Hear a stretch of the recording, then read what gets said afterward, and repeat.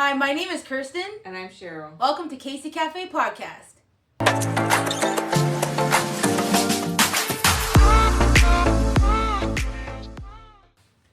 After supporting more than 900 families and counting, we realized we've spent years doing the work but not enough sharing what we've learned. This podcast is our commitment to change that. We are chatting about education, politics, dyslexia, legislation, Jordan's Principle, schools, families, and First Nations communities. We're not experts, just deeply connected and ready to share what works, what doesn't, and what needs to change. We are going to be honoring Jordan River Anderson. Every child deserves access to services like healthcare and supports at school. However, First Nations children have not always had the same access to services as other Canadian children.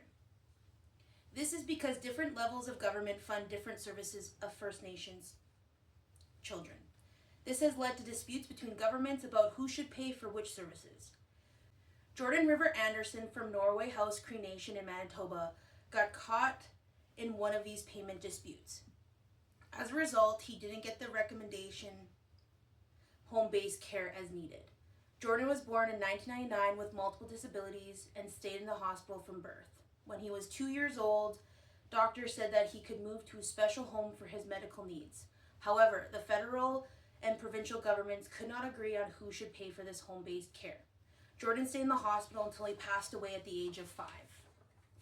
In 2007, the House of Commons passed Jordan's Principle in memory of Jordan. It was a commitment that First Nations children would get the products, services, and supports that they need when they need them. Payments would be worked out later. Today, Jordan's Principle is a legal obligation, which means it has no end date. While programs and initiatives to support it may only exist for short periods of time, Jordan's Principle will always be there. Jordan's Principle will support First Nations children for generations to come. This is the legacy of Jordan River Anderson. Today we're going to be talking about what is Jordan's Principle and why it matters for our community. We have been working with Jordan's Principle Indigenous Services Canada for the past few years now. I think it's important, first of all, to acknowledge, right? Like, you know, we read exactly what it was with Jordan River Anderson because we didn't want to get it wrong. Yeah. And I think it's really important that we look back to why it started in the first place. Mm-hmm. And I think that's really important because I always say, you know, you can't live your life looking in the rearview mirror, but you do have to look at history to be able to kind of predict what the future may be or may not be. Mm-hmm. So I think it's important to give a little mention, cause not a little, a massive, because if it wasn't for this, we wouldn't be doing what we're doing right now in the capacity we do it with First Nations communities. Yes. Well, my tongue got tied there. So Kirsten said we've been working with Indigenous Services Canada, Jordan's Principle, for years. It was, I think, just before COVID. They started, it started off with just health. We're fortunate enough that we were under the health category because dyslexia is a medical diagnosis, so we fell under that right away. We had been looking, so it's probably, I'd say, 8 to 10 years now that we've been a vendor for Jordan's Principle. It started off a lot different than it is now. In a way that, because it was a new program, the way they were organizing their offices, how it started at the beginning was very small. People didn't really know about Jordan's Principle then. And I was so grateful to have found it because we were trying to do some pilot projects in First Nation communities. I don't know if you were out. Did you go out with me when we were? I think I remember when we first went to Nelson House. Was that when we first? We started looking at who do we go to? Mm-hmm. How do we help kids? Right. How do we help kids? And whenever we'd approach a budget, there was always emergency. There's always emergencies in First Nation communities. There's so many issues with housing. I'm not going to go on about all the issues that are there. Priorities. Yeah, I think I remember I did a speech to the. Oh, we talked to Chief the board. and Council. Yes, Chief and Council. And I was kind of just sharing my story as a dyslexic person and going through tutoring, and that was helping me with my dyslexia. So I just wanted to share my story to them. my grandmother was the principal at the school, so that was our connection. it was That's just how our we ended up it was, getting yeah, that. and just even me being a kid, growing up in Nelson House, I I knew all these people. They're my closest grandmother's friends. So Yeah. So it was It easy was- then to have a conversation for about sure. it because it was people that you grew up knowing. for sure. So when Jordan's principal funding came available to us, it was a huge relief for everyone because then there was at least a way we could get kids the specific funding they needed for what we were hoping to do. Yeah. And it wasn't even start with tutoring. It was who needs help. Mm-hmm. Schools even needed help with getting assessments. Having a psychologist come out to First Nations communities was is a massive challenge. Problem challenge. It's a long drive. Yeah. It's a long flight.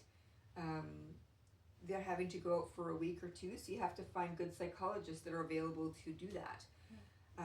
So I think I personally was very grateful that Jordan's principal funding came available because it could help families that didn't have access to funding within their community.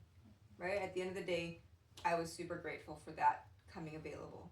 We definitely should talk a little bit What is about Jordan's principal? what is Jordan's principal. I think we do have, this slide was from Indigenous Services Canada website. Yeah. Between July 2016 and September 30th, 2025, more than 10.05 million products, services, and supports were approved under Jordan's principle. Things like speech therapy, educational supports, medical equipment, mental health services, and much more. It does, right, it's a case-by-case basis. You put an application and then they see if they can serve you under that umbrella. I think that's right, that's Jordan's principle with under the Indigenous Services Canada. That was directly from there, correct? Their website, yeah. So if we break down, so what is, right, we said what is Jordan's principle? That's where they've served. Jordan's principle is a rule in Canada that makes sure First Nations children can get the services they need when they need them without delay. That is the intent of it all. Yeah. It was created so that kids don't fall through the cracks because different levels of government are arguing over who should pay. The focus is supposed to be on the child first, not the system. That was the whole intent, right? That's why Jordan River Anderson and this was passed because of that delay. Yeah. That's the intent of Jordan's principle overall. Yeah. So who's it for? It's for First Nations children, whether they live on reserve or off reserve. The goal is to make sure that they have equal access to supports, just like any other child. And what's it supposed to do? It's supposed to make sure kids can access things like health care, right? It was on their website. Healthcare, educational supports, assessments, tutoring, and other services right away without waiting for being denied because of funding issues. At the end of the day, it's about making sure First Nations kids get the help they need when they need it. That's the whole, like, when I'm talking, top end, that's what it's supposed to do. It's simple. Yeah. Yeah. Get what you need when you need it, and then they can figure out who was supposed to fund it. That was the intent. Right. I think that's where we've been figuring out, like, is it actually accessible? I think now working, like we said, a couple years now with them. Almost a decade. Almost it's been some time now. Is it actually accessible? It's supposed to be that way. Mm-hmm. It does have its ebbs and flows. Right now, our province is doing a very good job with getting applications, getting approvals, but there's ebbs and flows. There was a transition that they had. It wasn't good. It was not. It was very difficult to get approvals, to get applications in. I think I want to have a real, right, to be real, that's what this podcast is supposed to be. Our real life experiences. I have a hard time being honest in this conversation. Mm-hmm. I honestly think that just even having, we're saying Jordan's principle is supposed to be giving the services, giving the opportunity for those children in a timely manner, I'm not too sure if that's something that we've always seen, right? And I think that's where I say, not that I have a difficult time being honest. Yeah. I have a difficult time honestly talking about our experience. Mm-hmm. And why I have a difficult time with that is because I think there's work to be improved, like the system, right? I think there's always a system made for someone. Always. Does it actually go out on how their initiative started? I Yeah. think that's always the rollout, right. The rollout and the delivery and the learning and the curve and all that stuff. And I do give exception to that, but I can't help but going back to why it's difficult for me to have an open conversation about the challenges. Mm-hmm. I think where I always come from is because our business serves so many kids. I don't want to be penalized or I don't want to say blacklisted for saying things that are true, or experiences maybe.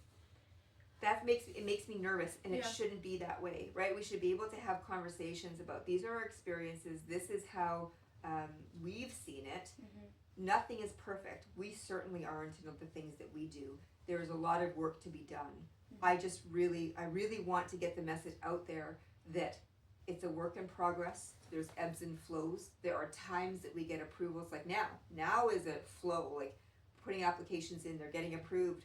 But we have applications now from 2 years ago. That backlog that has to go to Ottawa to be approved is massive.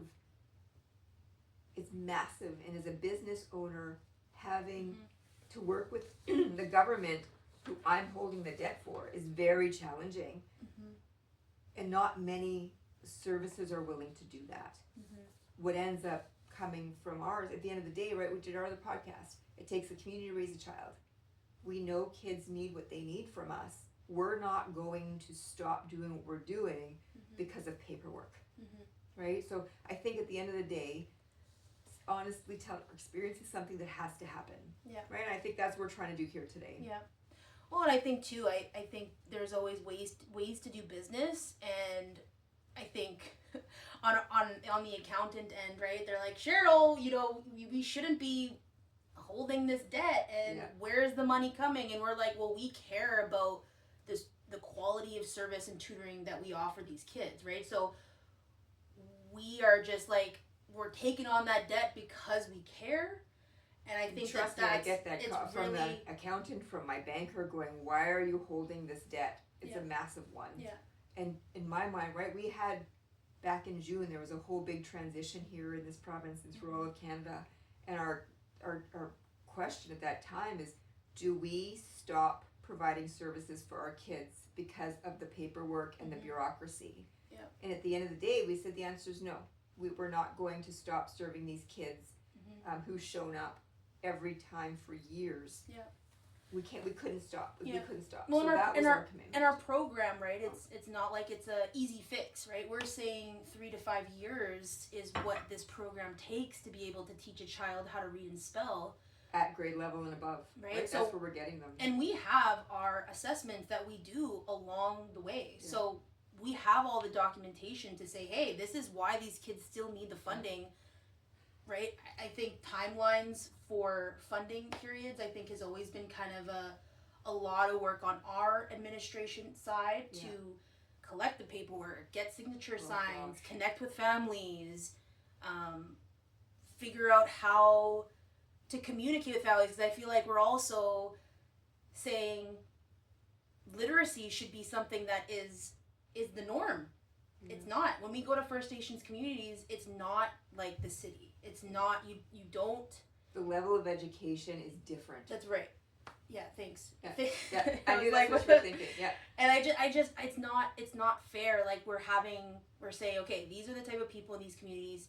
We're the middlemen, and we're saying, hey, like we're bridging over this really complicated application, paperwork, wording, and we're the ones that are like, hey, this is what this application means. This is how we're writing this, right? Like, so there's also that type of communication that we're transcribing to them and saying, hey, this is what this is. We're advocating for those families. And, I think a lot of the feedback we've gotten from parents is like, thank you so much for helping us with all this paperwork because we couldn't have done this ourselves, right? Families that are dyslexic, or children that are dyslexic, it's hereditary. So it's like, Yeah. you know, so it's not like it's their dad, their mom, their kukum, their mushum. Like they all, if they're one of them is struggling, maybe other could people possibly be. right. I think one of the things that when we go back to, there is no pausing in our programming. That's not how it works. For us to gain and make gains for kids in their literacy up to 12 grade levels, right? That's how far we can get them. In most cases, we can't pause. Yeah. Because then that's to the detriment of that student that we're serving. Right. I think one of the things, right? You saying we've had to become application filler outers. Right. Right. We've had to learn that side of getting the applications and the connecting with families, and I don't know, just we do it out of the goodness of our heart. We cannot charge administrative fees to Jordan's Principal. We are donating our time. I've hired people in our company exclusively for Jordan's Principal applications because it is so much work. So I think from our experience, right, we have to do what we have to do to continue to serve kids who are working with us because they deserve it, right? They deserve it, as do all families who need this type of help. They're not asking because they can do it, like they're not asking for the fun or the good. They're asking because they need it. That's right. It's a very big difference. That's right. And I think a lot of the ways that we connect with these families in these northern communities is by word of mouth, right? Is we help one family and then they're like, wow, like I don't think we would have been able to do this ourselves. We wouldn't have been able to know that paperwork meant that or that meant that, and right, and then it kind of gets passed on, and then, you know, with a lot of our alumni students that have completed the program, I think they're the ones that are like, well, we get to go to, you know, post-secondary, we get to go to Did you hear university. We were at the office on yesterday. We had a call from one of the high schools that we serve up north, and one of their students age out, right? Like after 18 and over, you cannot get Jordan's Principal funding anymore. And she was almost finished programming. I think she was book 8 or book 9. And she went to the school and she told the teacher, who is the one that is coordinating this program at the school working with us, she went and thanked her. And she said, I just got accepted into post-secondary for education.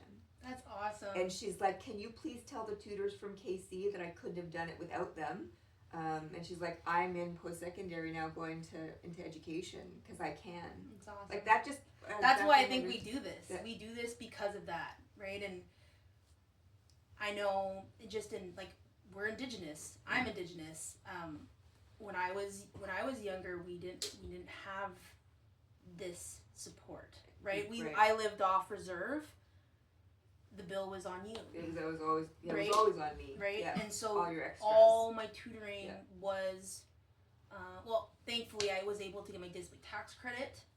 That helped with kind of back paying all of my special services, speech and language, therapy. Like that was all something that we were able to do. It was nice, but it didn't cover it all. Right. Right? And I was a single mom working, trying to get you through whatever you needed. Those services would have been, I think, amazing for us back then.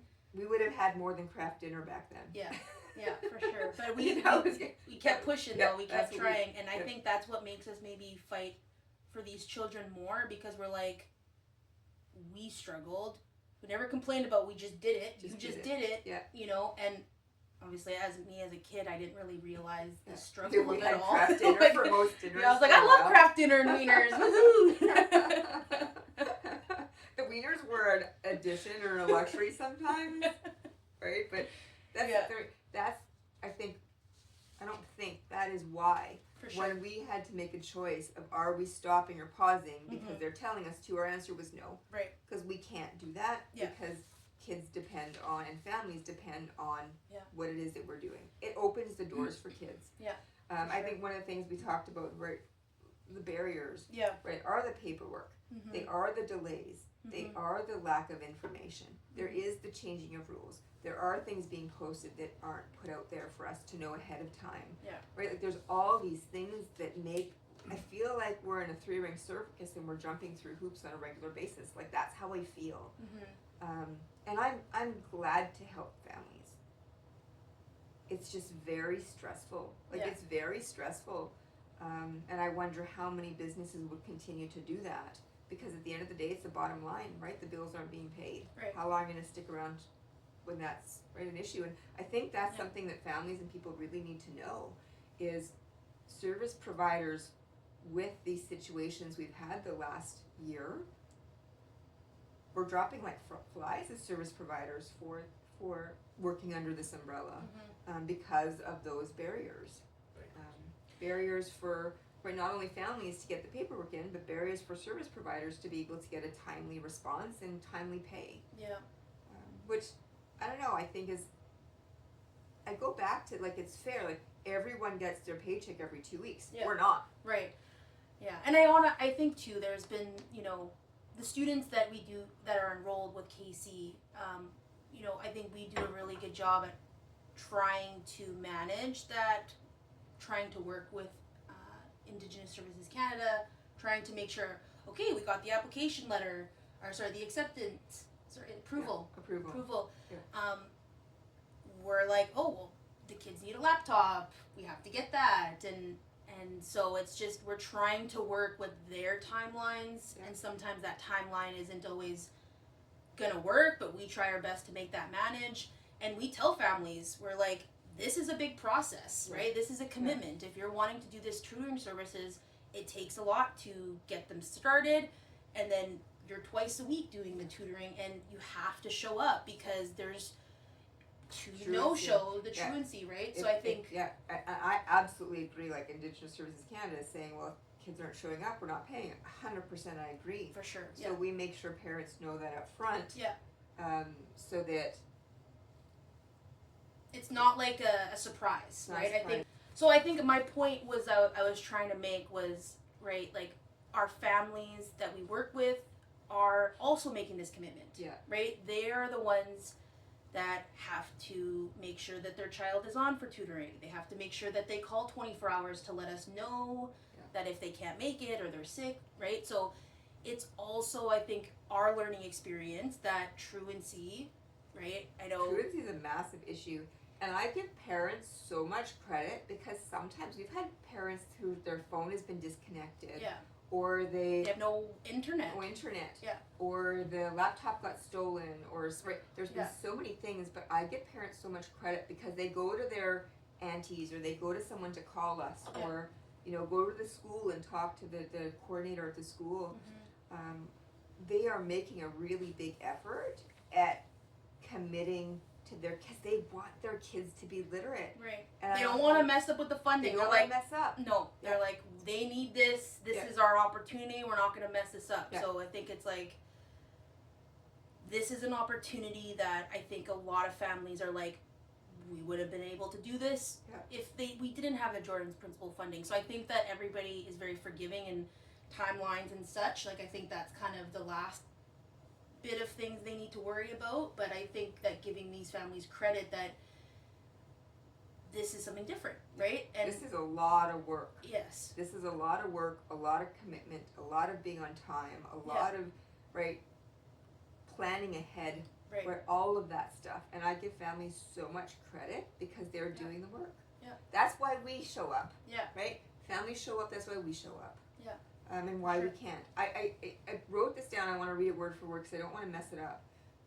What would be nice is Indigenous Services Canada, Chief and Council from First Nations communities, Jordan's Principal community offices, and vendors and service providers. If we could have a board, or if we could have a collaboration to be able to input how these services are being used, what the struggles are, the barriers are for each sector, and how do we figure that out and collaborate as a group serving these children. That would be my dream. Right. My dream would be all of the players, because that's where we are, right? We're all the support team, we're all the players in service of this child. How do we get together as the adults in the room stop failing them. Yeah. And stop, right? Getting the opportunities you have using them and working together. That's my dream, is that we work together. Please, Right. if anyone has influence and is watching this, you make my wish come true. So even though these exist, not everybody knows about it, and sometimes families still have to push really hard to get the access that they need. Yeah. So when it comes to dyslexia, early support makes a really, really big difference. Getting assessments and the right interventions early can completely change a child's path, right? Like, we're talking about significant, we've done pilot projects, we have data, we see where the kids have improved, we see the delays, we see all of those things. The earlier we start intervening with the child, the less the curve is, I guess. They're learning literacy anyways. The longer we wait in high school, they're already done and traumatized, and all of those things happen.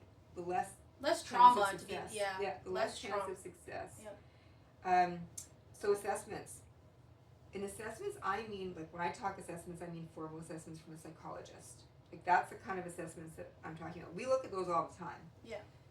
Those psychoeducational assessments from a clinical psychologist really change the plan, shape the plan for students. It puts all of the resources, the specialists, the school, the parents, it puts everyone in the know about what is needed for this child. Right? How do we all work together with our expertise to serve them?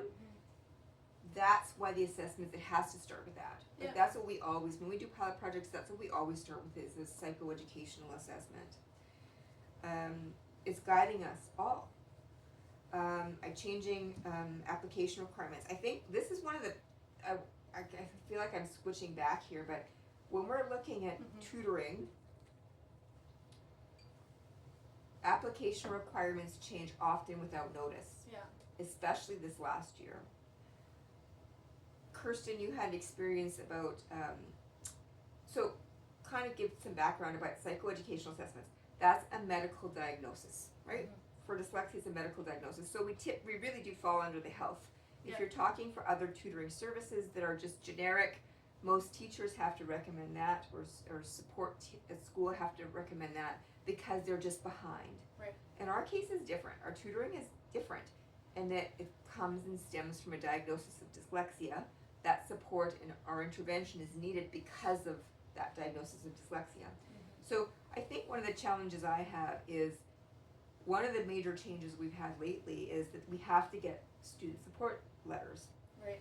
I absolutely understand that you need some support. They have to, right, Indigenous Services Canada, Jordan's principal has to say, well, how come this is required, this service, right? We already have a psychoeducational assessment that breaks it down. And says, you need the tutoring services. They don't say us by name, but the type of program we use is mentioned verbatim there. Canada Revenue Agency accepts that psychoeducational assessment for families to be able to write that off as a medical expense. Indigenous Services Canada is not. So our families are stuck with, we have a psychoeducational assessment that needs what we need. That should be good enough. But there's a new rule that says we need to get a student support letter from school. Resource teachers can't diagnose dyslexia. So really, they're looking at the same report that came, like, it stems back to the psychoeducational assessment. They're saying, well, it says that here. So I'm sorry. That's what Jordan's principal requires, is a letter from you reiterating that this is needed from there. So I'm not quite sure why that's happened, because you had a challenge with that. Yeah. I have, I'm taking care of two boys. My brother Deontay, his biological brothers are in my care, and I think it was very challenging, I think, for me, because I was like, they have to go into a new school because I don't live in the city, so it definitely is totally switching up new schools. I have to get used to the new resource team, their teachers, so I think it was just a lot of that as well. I think the barrier for me was that both of the boys' tutoring, the funding was up. The 6 month was up. But you'd had past tutoring, so this was a continuation. That's right. Yeah. And then I had to contact the school that they were previously at to see if they could provide me with a support letter, because it was like they knew them best. They were at that older school for a couple years, didn't hear back. So I tried with the new school, brought the psychoeducational assessment with me. We brought the reports from KC to the teachers to kind of show their progress, where they started, where they're at now. And it was just kind of an awkward, weird situation, because it's like the resource is like, well, you already have a report, you want me to like, what would you like me to say? And I'm like, well, this is a requirement. So it just felt very like I already had something, but it wasn't good enough, and so I had to kind of make more appointments for those teachers to do it. And then it got passed on to the vice principal. It got passed on to the vice principal. Timelines passed. They did not connect with you. They did not ask for direction. They just didn't give you a letter. No. So that it was a couple of emails back and forth. Hey, am I going to be able to get this letter? Nothing. So I was at a point like, well, funding's cut. We had to stop. We had to stop tutoring, because they said if you don't have an approval letter, you can't do services. So we had to stop. The boys were not tutoring for, it's like 2 weeks, right? But again, a month before that, I was trying to scramble to get that letter. It had been a 3-month process. That's right. We had submitted the application 4 months before it was due. That's right. And in that time, you were trying to get schools to coordinate letters. Yes. Back and forth. Jordan's Principal requiring new letters because they had expired after a year. Yeah. Which again, a requirement I don't agree with. There should be no expiry on it. Yeah. It should be no need for it because of the diagnosis in the first place. But anyways, I'm backtracking. Right. So you've been trying for 4 months to get letters from school and for someone to support you and these kids. Right. I ultimately had to go to their doctor. And isn't it a new doctor? It was a new doctor. So you're lucky yes. that doctor was willing to write that letter. Yeah. So it's my doctor, and I was able to kind of get that. She was like, I'm accepting new clients, thankfully, right? Like, she was accepting new patients. And so I kind of told her the situation that happened, and I brought the doctor, the psychoeducational assessments. I kind of just said, hey, this is what Jordan's Principal's requirements are. The doctor was like, oh, I got to look into this. Right? So I didn't get that letter right away. I had to wait a couple days. But then she was like, perfect, I got this letter for you. Come pick it up. So after that, I submitted that. And then Kristen was like, perfect, I'm going to send that into Jordan's Principal right away. And then it was within a couple days. It was approved. And this is what I mean. The Jordan's Principal Manitoba office, now they're flowing, man. Like, we've been, because they had that application 4 months ago. They let us know they needed it. Yes, it was 2 months beforehand, but you had all the back end stuff that you had to do. As a parent, I had to scramble. I feel like for like, it was probably maybe 3 months I was scrambling, trying to figure out where I'm going to get this letter. I actually did reach out to an elder as well. Oh, that's right. You did try that. So I did that as well. That letter got denied, rejected. And they said because that was something that was new as well. Right. Elders used to be able to write support letters, and the elder who you'd ask was an educator and a retired educator, and our mother who knows the boys since birth, who knows their history, and they wouldn't accept that either. Right. So I'm just grateful that the final thing of getting the doctor to get that letter, but holy man, that was very stressful and a lot of work. Like, I don't know how other families, like, when you have given up because it's so much work. It's like one hurdle, one barrier after the other, and then you're like, to what point are you going to keep going, right? Like, it's just never ending of that process. And I think one of the things that you were able to finally go to a doctor that was accepting new patients. That's right. Because you had opportunity for doctors here close to the city. Yeah. That is not the case in First Nations communities. There's a nursing station, right? There is no opportunity to then go the doctor route because you have to travel to go. You have to go to Thompson. Wherever you are. Wherever you are. Yeah. Wherever you are. Yeah. So that isn't even a choice. So then at the end, that would have been a deal breaker for some families. For some families, yeah. And actually, we have run into that where schools refuse to write a letter because they're like, well, there's a psych assessment. We don't work with this student in this capacity. They should have, but they didn't. Right. But then we're putting families in situations where, well, who's going to help support that child when you have limited access and support within your community? How? This is, right, a massive barrier that we're finding is really significant lately. And also, I think, like, if I didn't have Kristen's support, right, like, from our office, from KC, I don't know if I would have been able to. I'm dyslexic myself, so applications, all that, like, that freaks me out, right? So I'm like, thank goodness Kristen can help me with that as well. So I totally see how for families that are living on reserve where those resources aren't available, our admin staff are the ones that are communicating and helping and kind of putting that weight and saying, hey, we're going to carry this weight with you. You know, and I think that's, I give so much credit to those ladies because we were just like, here's all this stuff, here's all the things, and they handle it with grace. And they keep track. They really do handle it with grace, and they keep track. Like our two admin ladies, Kristen, I give her props, Kristen.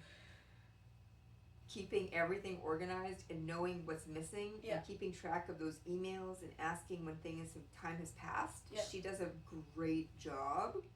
I don't know. She's got a young brain. I don't know what the heck. She's pretty special. Okay, so I think our last piece here. One of the things I think that's really important is that people need to know this exists, that these issues exist. The whole point of this podcast is not to point a finger, not to blame. That's not our intent. It's just to create awareness. These are the issues that we have. These are the processes, the hoops. Please let us collaborate to be able to figure out, are those hoops necessary, right? Are we creating more barriers or are we helping families, right? I think that we need to have more communication with all of us instead of piecemealing it all together, right? Families shouldn't have to fight this hard. No. It should not be this hard. A period after every word.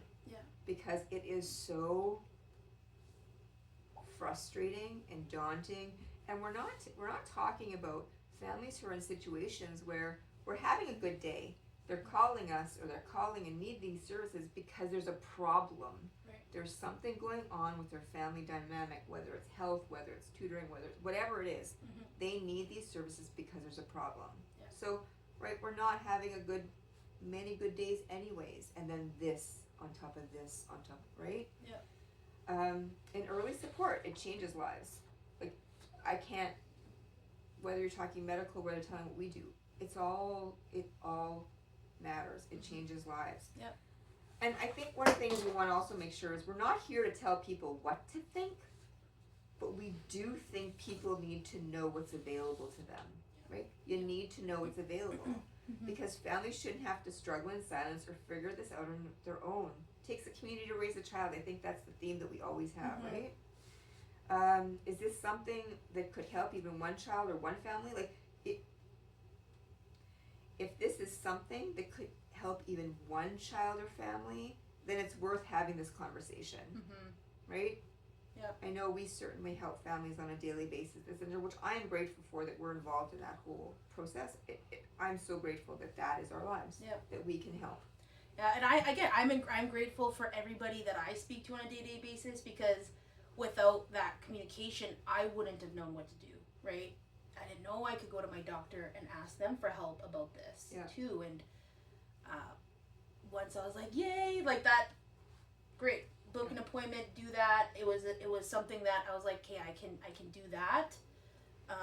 I think it's just for other families. I don't know if that could be helpful, but who knows? I think that's why we want to have this conversation because it might help you, it might help your family. And I do, one of the things I think I do want to shout out, our Manitoba Regional Office, there's two of the heads there that I've been and have known for a long time. I am so grateful for those two at our Manitoba Regional Office, the Jordan's principal here, because they do reply to emails where everyone else is emailless, right, or nameless. And I am very grateful to those two people at that office because they do help us out. And I know those two especially, this does matter to them. So I don't want to say names but I think they're going to know who they are. Kirsten, I think. Thank you so much for joining us today on Casey Cafe Podcast. If any of these conversations resonated with you, please like, leave a comment, and subscribe. We'll be back next time. See ya. Bye.